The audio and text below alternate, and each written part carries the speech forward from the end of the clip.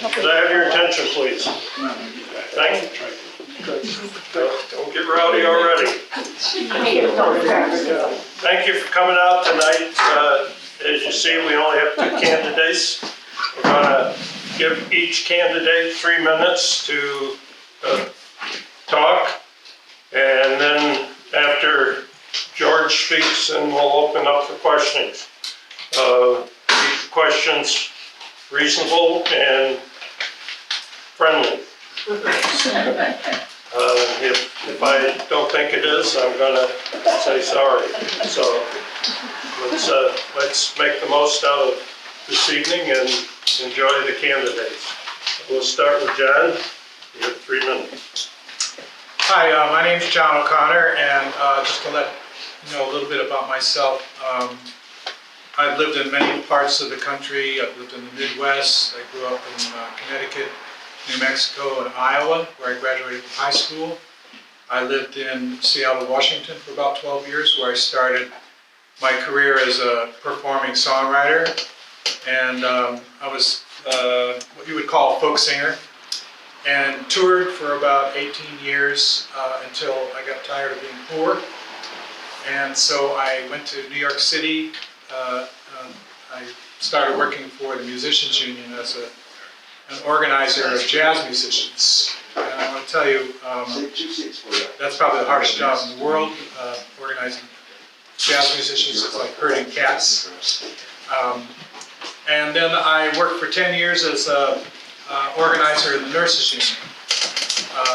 And then the last 6 years of my career was as an officer of Local 802, which is the largest musicians union in the country, and as one of their chief officers. And I retired to Franklin. My girlfriend and I, back in 2001, bought a property right down the road here, and when we broke up, I started looking for another place to live in Franklin because I really love this place, as I think we all do. And the reason I'm running for town council is because I feel that the town council could do a lot more to work as a positive force in the community. My sense of what the town council does, they do a great job with the roads, but not a lot more than that. And from what I've heard, people on the town council say, it's a matter of public record because they just said it, that they don't really feel that it's the government's role to do much. And right now the town council is sitting on about, I'm not sure of the figure, but around $150,000 from the 1.2 trillion bill that was passed at the beginning of the year. And there is going to be, in my opinion, there's going to be more of that money, and it's going to be available. This is something that taxpayers have already paid for, and it's available to our community. And I think we should be looking into ways that we can make Franklin a better place, a place where, change is underway in Franklin. There's nothing we can do about that. Things are always changing. And the town council should look at ways of managing that change. This community, as everybody knows, is that 3 minutes? That's 3 minutes. Okay.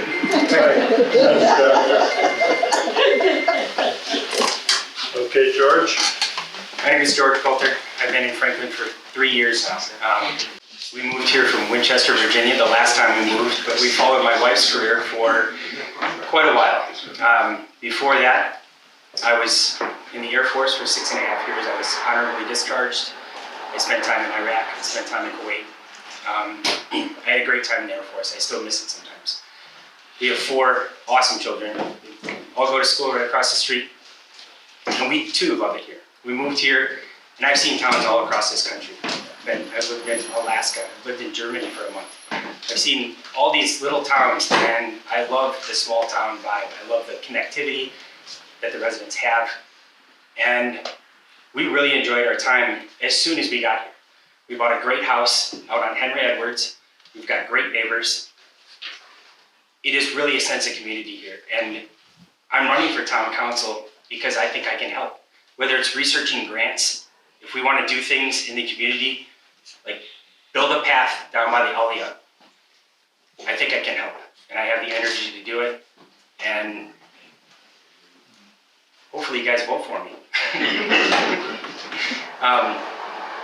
My wife and I have been married for going on 20 years in April. And right now she's up in Watertown. She actually came here to take over the Breakstones facility in Walton. She ran that for a year. And Kraft Heinz owns that facility. They asked her to go up to Watertown, or excuse me, Lowville, technically, is where the Philadelphia cream cheese plant is. And she's been there for 2 years. The Walton facility is going to be purchased by Lactalis, and Jenna is going to move with Lactalis, come back to Walton, and stay here with us. So she goes up there during the week, comes down here in the weekends, but she too loves it here, and she can't wait to come back. So again, there are some things we can change, and I agree with John. Managed change is best because it is changing whether we like it or not. And a lot of people want things to stay static. I don't think that's possible. I don't think it's going to happen. I think things are going to change. And again, managed change is possible. And we've got some money flowing in, so let's make the best of it. That's it? Yep, that's it. Thank you. Okay, we'll open up for questions. Yes, sir. Actually, hi, I'm Mark Bennett, I live up on Sherman Hill Road. I just wonder where the other two, where's Heather and Garrett? They chose not to come. Okay, that was my question. Yes, sir. John, what were you gonna say when the alarm went off? I was going to speak for another 5 minutes. I wanted to say that I've said this in statements that I've written, that one of the things I love about Franklin is its history as a dairy connected community. I went to high school in Iowa. I traveled back and forth to Iowa. I was just there Shut the door. a few weeks ago and traveling across the Midwest, and I've seen what has happened to small towns and communities that have been really decimated because there is no room for small farmers anymore. You can't make a living as a small farmer. This has been true for a long time. I believe that is a failure of government policy that allowed corporations to get the better hand of farming.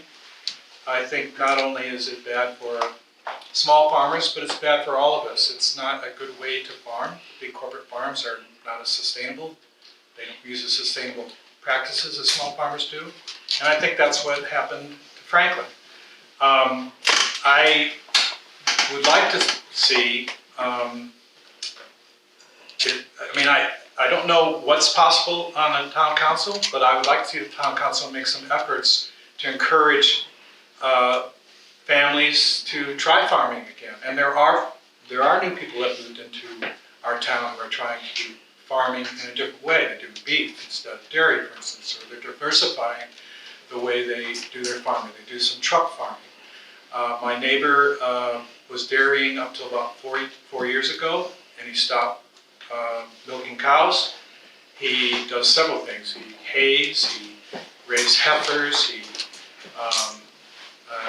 has, he harvests wood from the woods. It's a hard thing to do, and I admire farmers for that. But we are now a much different community than we were in the 20th century. We are a more diverse community. We have new people moving in here. We have people who are entrepreneurs who are trying to do something with the business district downtown. I think that's wonderful. I think we should encourage ways that people can do business in this community and create sort of mom and pop small enterprises. I don't think Dollar General stores are a good idea. They suck the economics out of the community instead of bringing, making a community healthier. So that's basically what I want to say. I want to make a statement about how I feel about Franklin and its history and its presence. And I would like to see Franklin's character say as much as possible the same. But that's not going to happen if the town council doesn't do something, do things to make that possible. Any other questions? Yes, sir. A statement, it's pretty simple. Basically, I have lived in Franklin 20 years. I've moved out of the village and I've lived in it for 14 years. And I've always felt, as a person who lives in the village, that we've been underrepresented on the board. Well, you're not representing the board at all, really. Well, that's my complaint, but we're paying And taxes. I'd like to say that it's a statement of the two candidates who are not here, of the respect they have for the village and the respect they have for the voters in this town.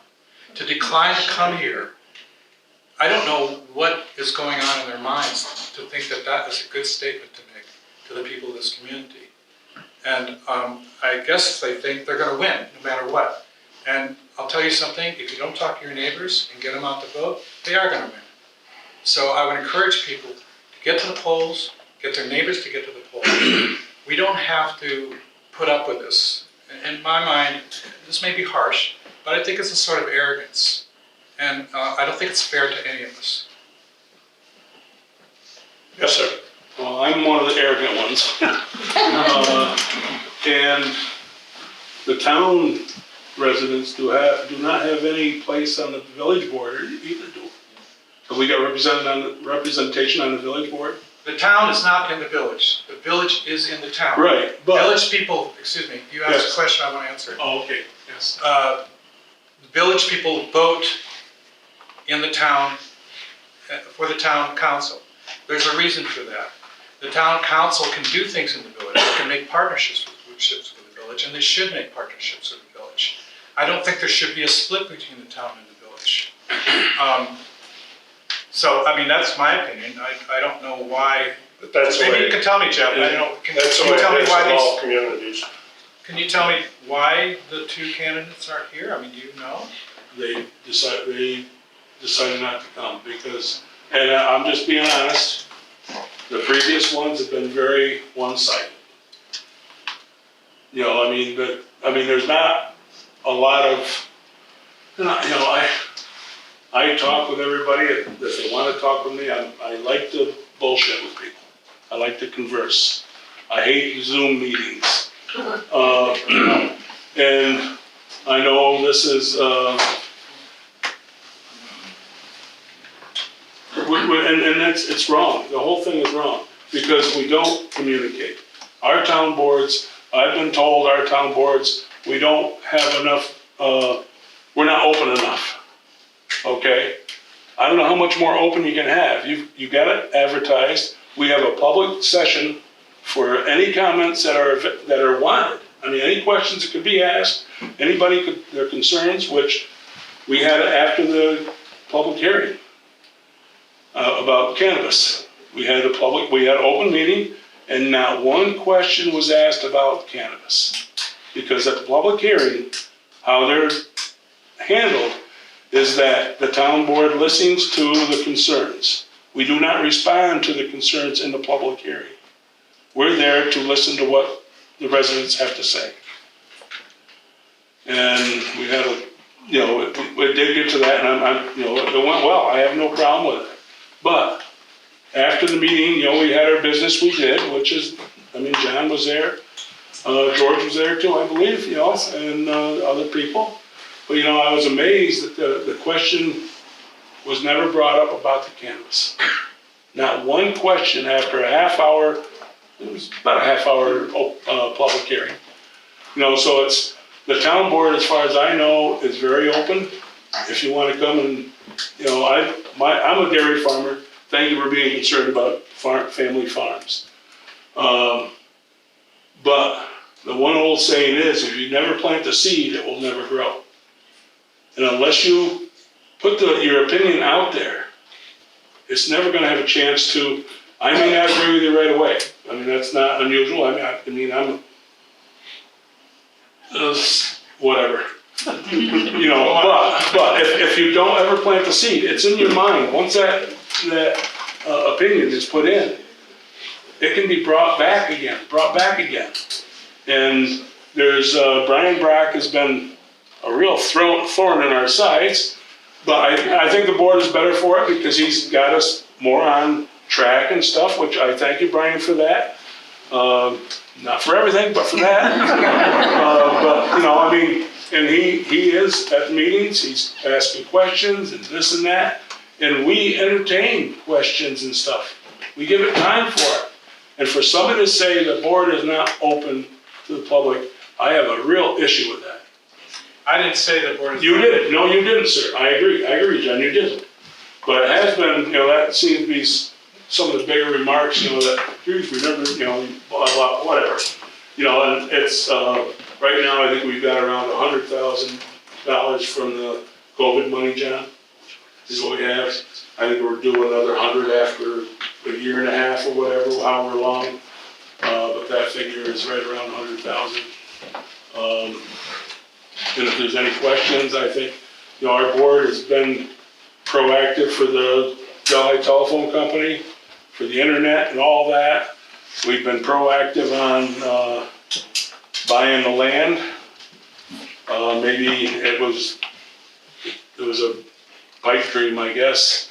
You know, it didn't turn out like we'd like to have seen it, but we did get initially we wanted land behind the town sheds. And this is the way we got it. We divided 8.2 acres off of the lot and kept that for the town, and we're gonna basically break even on selling the land. We're gonna get the 8 acres for free. Okay. Any other questions? Yeah, I think I could attest why the other two candidates aren't here. John stood in front of the town board wagging his finger and telling them that because he didn't agree with their cannabis idea, that they wouldn't always be there, and that could be construed as a threat to those people. You were telling them you won't always be here. Go online and watch it. And I'm almost 100% sure they wouldn't come here and subject themselves to what they have to go through at a board meeting. They would not come here. They're great candidates, I'm sure you are too. But to have those two come and sit next to you after they were gonna vote something you didn't like, and that's the attitude you had, I really, myself, the way you acted, I think you should drop out of this election and personally apologize to every one of those board members for your actions. They know what they're doing. They're elected officials. It's not a good old boy thing. They were elected by the town of Franklin. So you saying they're arrogant, you are. You're the arrogant one in this room. Okay. That's why they're not here. Okay, thank you. Another question? Yes. Yeah, something that's been troubling me is I wonder if you are on the board, if you see yourselves as role models for the people in our community, for the children in our community, for the teenagers in our community. I'm finding in our community something that's very disturbing to me is the use of language. We even just heard it a moment ago here, language that I would not have allowed in my classroom when I was a teacher. We see it on signs throughout this community. And I think that that's part of what you're talking about, is that people aren't really getting along very well. So can you tell us some of the things you would do to reach out to the community, to try to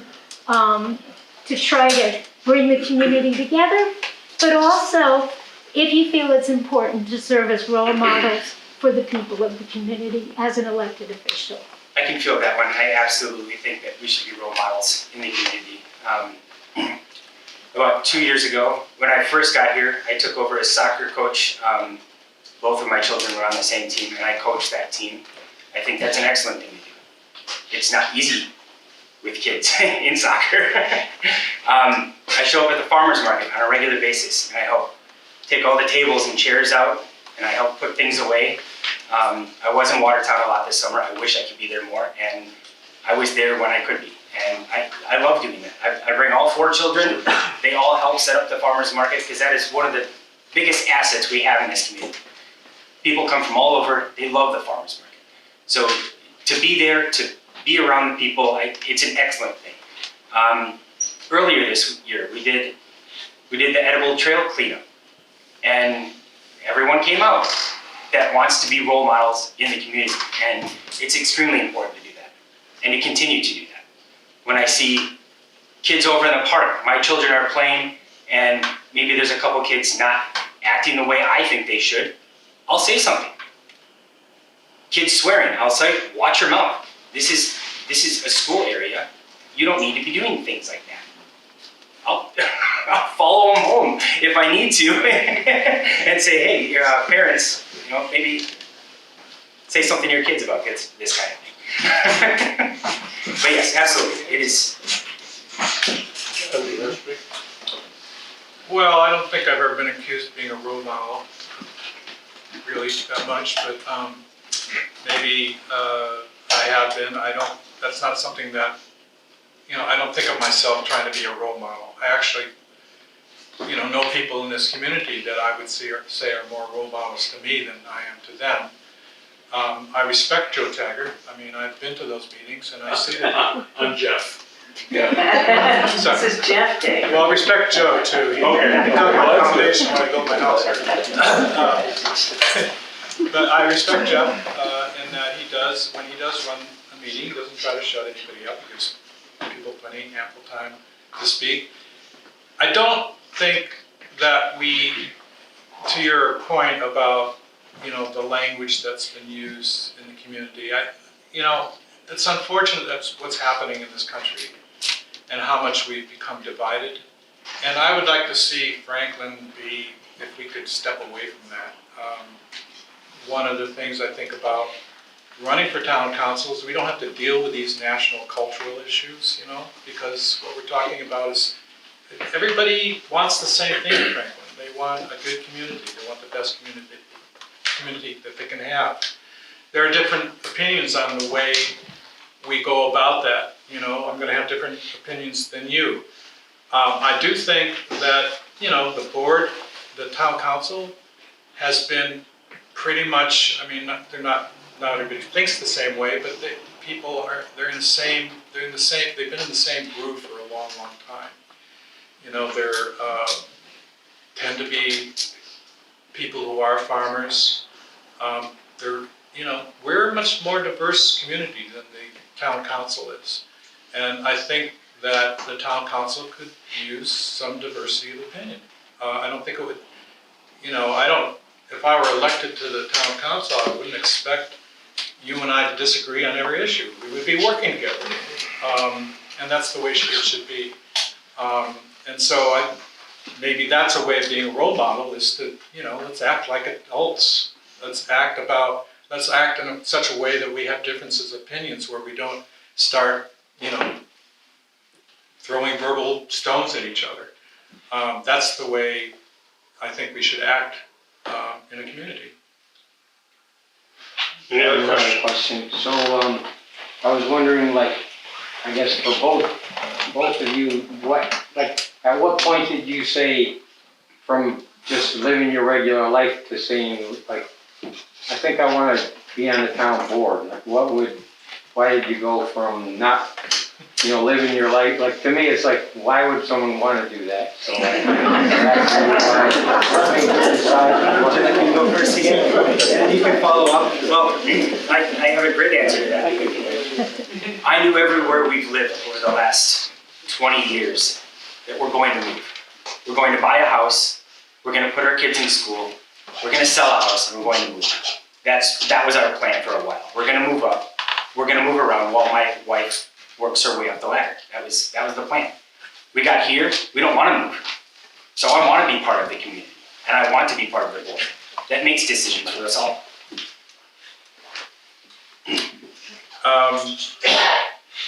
Well, I thought I was retiring. And since I've moved to the community, I've gotten involved I'm vice president of the Oneonta Local Musicians Union. Frankly, being on the town council is not something I thought I want to do, but I was persuaded by people that I should do this. I am retired, so I have some time, and I can do some research. You know, one friend of mine just said to me, he says, "John, you just can't help yourself, can you?" But, you know, I mean, it's not, I don't particularly like going to meetings. But I have been an activist all my life, so, you know, I guess I can't help myself. And if I can offer something to the community, I'd like to do that. Other question? Yes, this question's for George. George, what's your feeling about dairy farmers?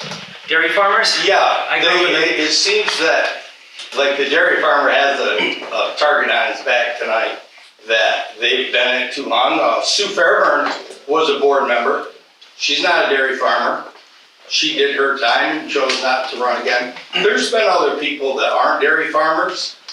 A dairy farmer, he has a lot more to do than come down to a town board, town board meeting. These guys we have. Let him answer the question. Okay, Thank you. they've done a fantastic job, and I'm just wondering, what are you gonna do different than they do? What am I going to do different than you? Yeah, than a dairy farmer. Do you want to know how I feel about dairy farmers Yeah, first? I would like to know that first. I grew up in the middle of Wisconsin. I made my living as a 10-year-old, 12-year-old, baling hay with farmers. On the wagon, taking it off, stacking it on the back of the wagon. I respect dairy farmers very much. So you don't have a problem with them Absolutely being on the not. town board? Absolutely not. Okay. They are engineers. They're caregivers. They're veterinarians. They run the gamut of everything you need to know. If you want to do well in life. Are you offended that the two other candidates aren't here? Am I offended? Yeah, I mean, you know Garrett Sitz. I don't know if you know Heather Ross, but if you've ever been to the Polar Bear, you know who she is. The last 2 times I was at the Polar Bear, I actually cornered her and said, so what do you want to see change, if anything? And she said she'd like to see more business, and I said, I agree. I think more business in the town would be great. If it's the right kind of business, though, right? Well, Because we've had other businesses try to come to Franklin, and they didn't fit the narrative or the brand, and they were run out on a rail, so we have to be careful. I did hear what you had to say about Dollar General, where that would bring revenue into the community. And I just read an article 2 days ago on how terrible Dollar General is to its employees. They won't let them unionize. The one that was going to unionize, one in thousands of stores, it got permission to unionize, they closed the store. So the way it goes, but stores close all the time, don't they? And they pay their people maybe a fraction above minimum wage, not much more. Most of them are at minimum wage. They don't treat their employees well. I don't think that is a corporation I want to see in front. Any business is great. Thank you for your answer. You're welcome. Okay, we have a question here. Well, they kind of went on a little bit here. I was going to say that it was mentioned before that the town board seems to focus on roads. And I see in your papers that you're trying to get like cell service in Treadwell, which they've been trying to do for 20 years or so. But I was wondering what ideas you had, because the small farmers are going out. So what ideas do you have for businesses that you could bring in, that you would like to try to bring into Franklin? Well, I mean, I think one thing is that, there's been a problem in the village of Franklin for a long time, since I first came here at the beginning of the century. And that's the complaint about the drainage on Main Street. And the problem with the drainage on Main Street is right in the heart of the village. The village is where a business is probably going to open. I'm not going to say that a business can't open in any other part of the town, but that's really where the infrastructure is for businesses. And, I think we should do something about that. I think something can be done about that. That's a village. Nice village. Yeah. I think the town can make a partnership with the village to do something about that. The And I road's think a that- state road. Excuse me, Yeah. if I can finish answering the question. And I think that the town making a partnership with the village in order to encourage at least businesses on that side of town. That's just one example, I think, is something that could be done. I don't think,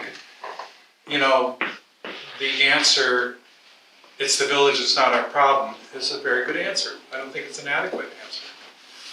And that's just the way I have a difference of opinion. I think that there are ways that we can look at, zoning affects the way we allow businesses to open in this town. So, the town has something to say about zoning. I also think, contrary to what somebody said, I'm not anything against dairy farmers, and in fact, I've just said the opposite. And I don't have anything against dairy farmers being on the town council. I said that there should be more diversity in the town council. And I think the town council perhaps could think of some ways to help small farmers, who want to start doing farms here. I said that in my opening statement. So, I think it's hard to know exactly what I would do in the town council without being on the town council. That's kind of how the way things work.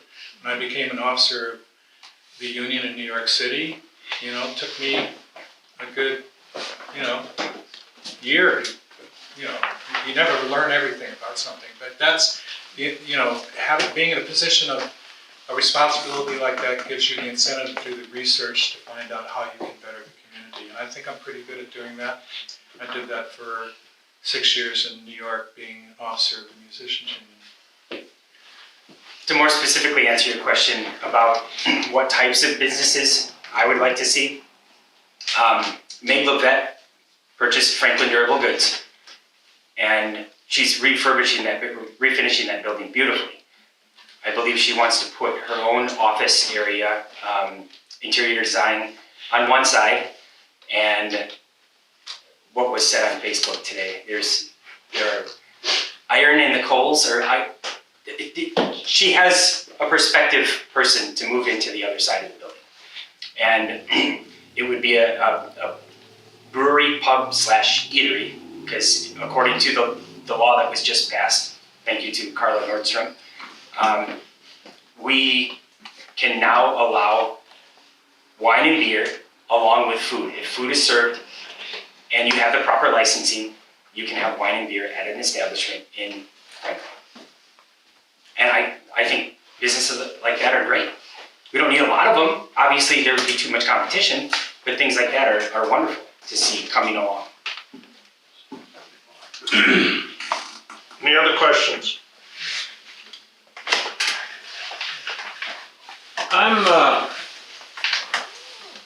I think I consider myself a native.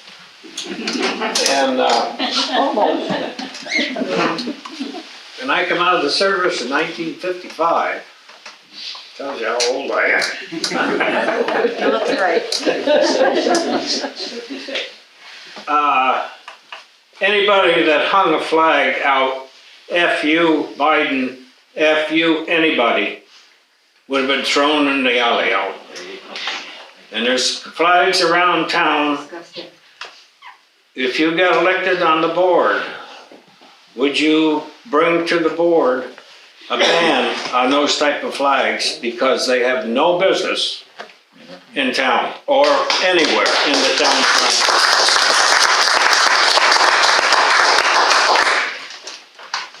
As far as our legal rights and the Second Amendment, I'm not sure exactly what we should do, but if we did pass a law that says in the limits within the town, I agree, there's no place for that.